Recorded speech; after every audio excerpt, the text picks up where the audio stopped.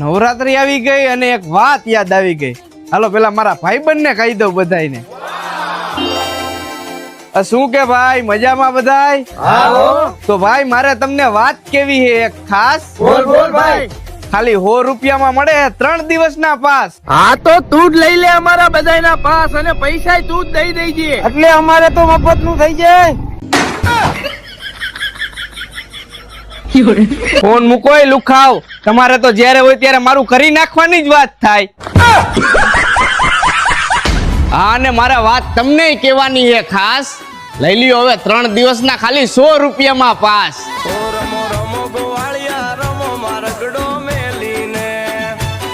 અને રાજકોટમાં સૌ પ્રથમ વાર રામાધણી રાસોત્સવ અને વૈભવી રાસોત્સવ દ્વારા વેલકમ નવરાત્રીનું 3 દિવસનું આયોજન કરેલ છે અને 3 દિવસનું પાસ ખાલી 100 રૂપિયાનું છે.